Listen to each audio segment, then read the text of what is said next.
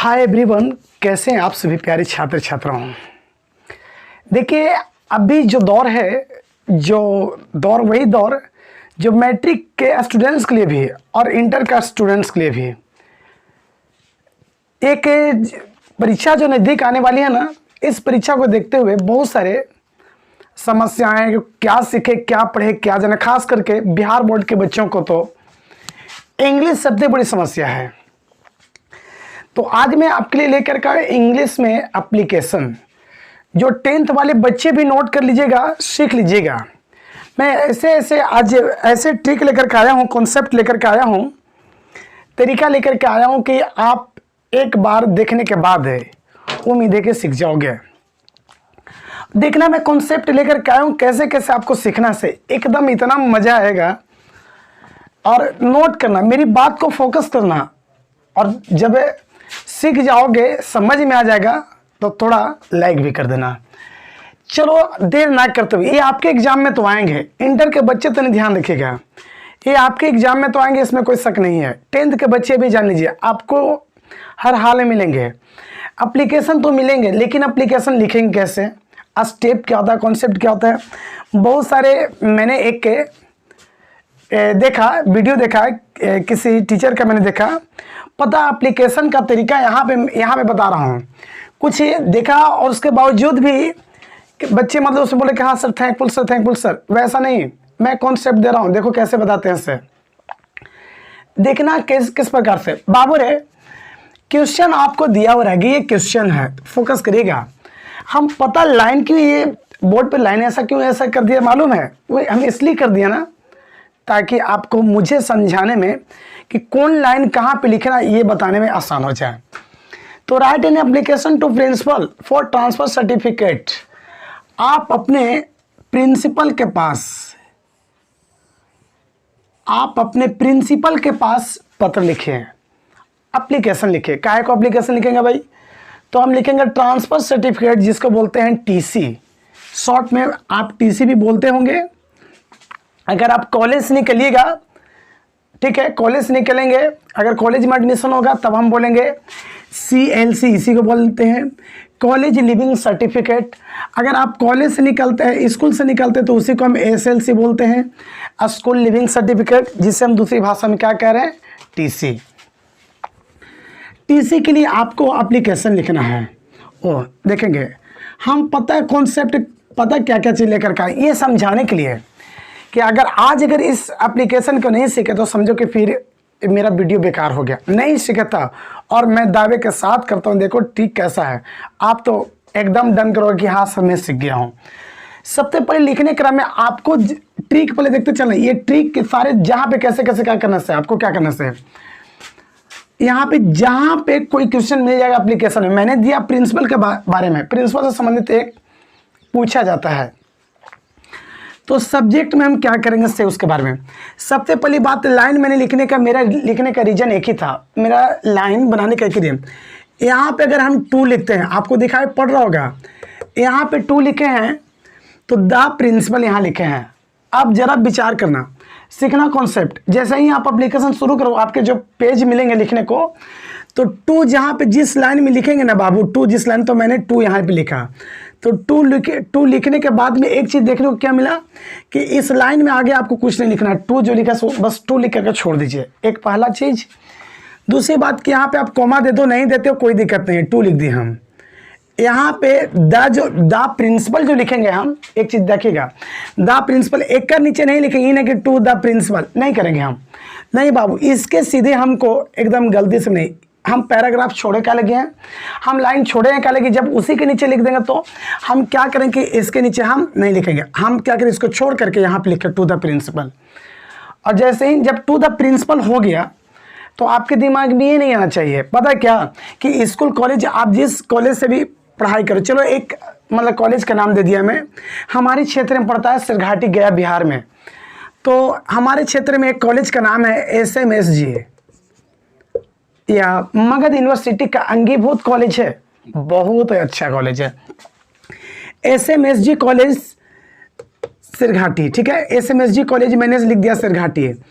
अब आपका चाहे जहाँ भी हो, आप जिस कॉलेज में आपका एडमिशन होगा वहाँ पे आप लिख दोगे। चलो ठीक है, हम सिरघाटी कर दिए, मेरा गया पड़ता है, लिख देते हैं, गया भी लिख सकते हैं शॉर्ट में बगल में। इतना करने के बाद यहाँ पर एक वर्ड आया, इतना तो हो गया, इतना तो सीख गए होंगे आप लोग कि टू के बाद में हमको द प्रिंसिपल लिखना है, और जैसे ही द प्रिंसिपल लिखेंगे आप अपने स्कूल का नाम लिखेगा, चलो कॉलेज का नाम लिखेगा। यहाँ पे सब्जेक्ट लिखना है। सब्जेक्ट का अगर कोई एप्लीकेशन मिलेगा ना बाबू, मान लीजिए हम टीसी वाला लिखवा रहे, आपके दिमाग में आ रहा होगा, किसी का प्रश्न चलेगा कि सर आप ट्रांसफर सर्टिफिकेट पे पढ़ा रहे हैं और ये प्रश्न नहीं दिया, घुमा कर दूसरा प्रश्न दे देगा, तब क्या करेंगे? अरे बाबू यहाँ पे मेरे पास समस्या है, जो आपके पास समस्या है उसका समाधान मेरे पास में है, बस देखते चलो। यहाँ पे सबसे पहली बात, हम सब्जेक्ट क्या लिखेंगे? सब्जेक्ट क्या लिखेंगे? तो यहाँ पे जहाँ पे 4 मिला एप्लीकेशन लिखने क्रम में, 4 के बाद में यहाँ से जो भी कुछ रहेगा वही चीज़ें सब्जेक्ट में डाल दीजिएगा। तो यहाँ पे हम लिख देते हैं 4 ट्रांसफर सर्टिफिकेट। बताना कहीं पे प्रॉब्लम हुआ, अगर मान लीजिए हम 4 देते टीचर डे सेलिब्रेटिंग, यहाँ पे देते 4 टीचर डे सेलिब्रेटिंग, ऐसा करके कुछ मान लीजिए हम दे देते हैं, तो आप यहाँ पे सब्जेक्ट में क्या लिखते हैं? 4 टीचर डे सेलिब्रेटिंग, ऐसा कर, यानी 4 के बाद जो दिखाई पड़ेगा ना हम वहाँ पे सब्जेक्ट में भर दें। बड़ी मैंने स्टूडेंट्स को सर सब्जेक्ट इंग्लिश तो इंग्लिश भर दें, ऐसा नहीं बाबू। समझ रहे हैं आप मेरी बातों को अच्छे ढंग से समझ रहे हैं? इतना हो गया, सर्टिफिकेट तो हो गया। फिर लिखेंगे सर लिखो, सर लिखो, मैडम लिखो। अगर आपके विद्यालय में कोई हेड मैम है तो मैडम लिख दो, या सर लिखो, या देख लो मैडम रहेंगी तो मैडम लिखेंगे, सर रहेंगे तो सर लिखें, तो हम सर लिख दिए हैं, ठीक है। अब किसी को दिमाग में खाली सर लिखें तो आप क्या करोगे? रेस्पेक्टेड भी लगा सकते हो, रेस्पेक्टेड सर, जो आपकी इच्छा हो, नहीं तो सर भी लिख दो। और जैसे ही हम सर लिखेंगे ना, इसके नीचे हम कुछ भी नहीं लिखेंगे, खत्म। इसके नीचे हम कुछ नहीं लिखेंगे। फिर लिखेंगे with due to respect this is to inform you that I am a student of class 12th। मतलब आपको एकदम विनीत पूर्वक सूचित कर रहे हैं कि मैं आपके I am a student of class 12th, मैं 12वीं वर्ग के छात्र हूँ, आपके विद्यालय का 12वीं वर्ग का छात्र हूँ। इतना हो गया। My father is government service holder, मतलब मेरे पिताजी एक गवर्नमेंट सर्विस होल्डर हैं, मतलब सरकारी कर्मचारी हैं, ठीक है। रिसेंटली ही has been transfer Sherghati to Patna, पहले सिरघाटी में रहते थे, अब उनका ट्रांसफर कहाँ हो गया? तो पटना में हो गया। तो भाई पटना हो गया तो पूरे माय फैमिली शिफ्टेड देयर। अब जब आप पटना में मतलब कि पिताजी चले गए तो पूरे फैमिली पटना में चले गए, तो स्कूल से ट्रांसफर सर्टिफिकेट लेना चाहता है। बीचवा में का लिखे उससे मतलब नहीं रखिए, बीचवा में तो मिला जुला के सब कुछ सही लिखल है। हम स्टेप जो बताएंगे ओकरे पर ज़्यादा फोकस आपको करना है। फोकस यही करना था कि विथ ड्यूटी ये सब जो लिखल है देयर तक हो गया। अब देयर जैसे ही लिखे यहाँ पे पूरे मतलब पैरा, अगर मान लीजिए देयर, देख लो थोड़ा फोकस करिएगा आप लोग। अगर ये देयर हम यहाँ पे लिख देते हैं, जगह था मेरे पास में, हम चाहे तो लिख देते, जगह था लिख देते, लेकिन नहीं बोले चलो इधर आ जाते हैं, हम देयर वहाँ पे लिख देते हैं। अगर देयर वहाँ लिखते हैं तो सो प्लीज हम यहाँ से शुरू कर देते हैं, मतलब एक नीचे से शुरू नहीं करते हैं, हम इसका नीचे से शुरू नहीं करें, यानी पैराग्राफ चेंज करके हम लिखेंगे। तो हम पैराग्राफ चेंज कर दिए, so please give me transfer certificate, यानी कि कृपा करके मतलब ट्रांसफर सर्टिफिकेट देने की कोशिश करें। I shall be thankful you too for this, मतलब इस काम के लिए मैं आपको आभारी रहूँगा, ठीक ना, बहुत बहुत धन्यवाद रहेगा जो आप इस काम को करने में सहयोग करेंगे, यानी टीसी देने का काम करेंगे। इतना काम तो हो गया। अगर योर ओबीडियंट पीपल, कितना लोग लिखते हैं फेथफुली स्टूडेंट? ना बाबू ना, ये फेथफुली स्टूडेंट के बारे में नहीं। फेथफुली का मतलब होता है विश्वासी, और ओबीडियंट का मतलब होता है आज्ञाकारी। तो टीचर के सामने आज्ञाकारी बनो, विश्वासी मत बनो, क्योंकि आजकल विश्वास नाम का वर्ड नहीं रहा। आज्ञाकारी स्टूडेंट ही सबसे बेहतर होता है। तो पुपिल का मतलब शिष्य या शिष्या जो भी रहेगा। नेम, क्लास, रोल, सेक्शन आप तो लिख लोगे, लेकिन डेट वाली बात आएगा तो जिस डेट में आप लिखोगे, जिस डेट में आप लिखोगे तो डेट यहाँ पे आज मान लीजिए जो भी डेट रहेगा आप अपना डेट लिख देना। कुछ भी। अभी किसी किसी बच्चे को पता है क्या समझ में आता है, यहाँ पे लिखल है रोल नंबर। तो जब एग्जाम हॉल में बैठल रहते हैं ना, तो एग्जाम हॉल में जब बैठे रहते तो पता है रोल नंबर क्या, एडमिट कार्डवा में चेक करते हैं कि एडमिट कार्ड में इतना इतना 21-022 23-032 लिख करके वही छाप देते हैं। ना बाबू ना, ऐसा नहीं करना। रोल नंबर में आप क्या करोगे ना कि उसमें आप डालोगे क्या, जो आपका स्कूल में जो रोल नंबर जितना होता है ना उतना हम डाल देंगे। ये पहले का मेथड हो गया आपको सीखने का, लिखने का। अब दूसरी मेथड क्या कि अगर हम बात करते हैं यहाँ पे 12th क्लास नहीं है और स्कूल यहाँ तक जो है ना, हम दूसरे लॉजिक तरीका से भी सिखाते हैं। एक स्टेप जो आपको पसंद पड़ेगा वही अपना लीजिएगा, लेकिन देखना वीडियो जरूर, ठीक है बाबू। एक भी स्किप मत करना। स्किप करे का मतलब हो गया कि जो आपको 5-6 नंबर के प्रश्न पूछे जाते हैं ना मैट्रिक इंटर में, वो भी चला जाएगा काम से, स्किप वो भी हो जाएगा, वहाँ से घसक जाएगा। इसलिए मैं आपके लिए लेकर के आया तो आप देखते रहना, कहीं छोड़ना भी नहीं, गलती से भी मत छोड़ना। देख लो हम यहाँ पे बात करते हैं,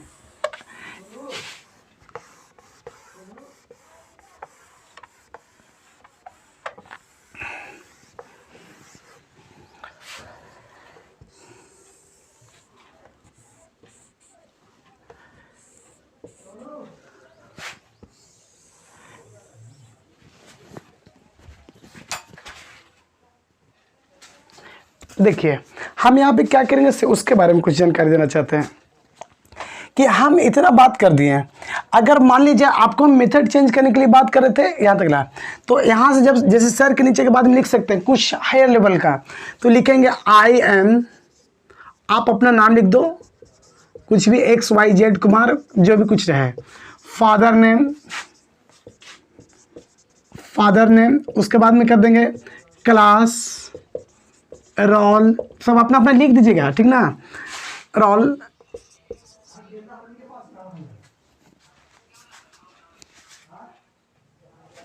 सेक्शन, जो भी आपका है इतना लिखने के बाद में of the regular student in your school. ऐसे योर कि किसी कभी अगर दिमाग में आएगा कि सर योर स्कूल लिखे कि माई स्कूल लिखे, आप माई स्कूल भी आपका भी विद्यालय है ऐसा नहीं है, योर स्कूल भी लिख सकता है, माई स्कूल भी लिख सकता है। तो ये तनी बेहतर हो गया, ये उससे जो अभी जो पहले वाले मेथड था उससे तनी हाई लेवल का मेथड हो गया कि आई एम XYZ का और फादर्स नेम ये हो गया, क्लास इतना, रोल इतना। और रोल में फिर ध्यान रखेंगे, रोल में मैंने क्या बताया कि आपका जो स्कूल का रोल नंबर होता है ना उसी के बारे में जिक्र करेंगे, बाकी फिर सब आपको वही चीज़ एकदम मिला जुला करके ठीक ठाक है। अच्छा, ये कॉन्सेप्ट तो मैंने आपको बता दिया। अब यहाँ पे थोड़ा सा चेंज करते हैं, ये आप लोगों ने सीख लिया होगा, टीसी से संबंधित अगर बात अगर आ जाएगा तो कन्फर्म है कि आप बना लोगे। लेकिन कभी कभी जानते हो एप्लीकेशन में कैसा मिलता है बाबू रे, यहाँ पे डायरेक्ट मिल जाता है ऐसे, ठीक ना, इस प्रकार से ये एप्लीकेशन लिख देते हैं। यहाँ पे देख लो मिलता है, तनी ध्यान रखिएगा, दे देगा you are राधिका, ठीक है, you are Radhika, write an application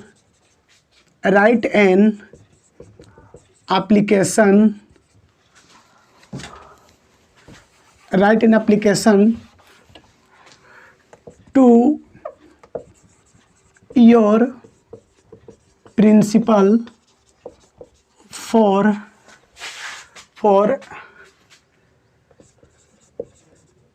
celebrate the teacher day. चलो ये मान लिया जाए आपको ऐसा प्रश्न, तब क्या करोगे। देखो बाबू इसमें उलझने नहीं है, मैं आपको इतना जो मैंने पहले का वीडियो में जो आपको बता रहा था, पहले का वीडियो नहीं इसी वीडियो में जो आपको हम बता रहे हैं एकदम बहुत मजा है।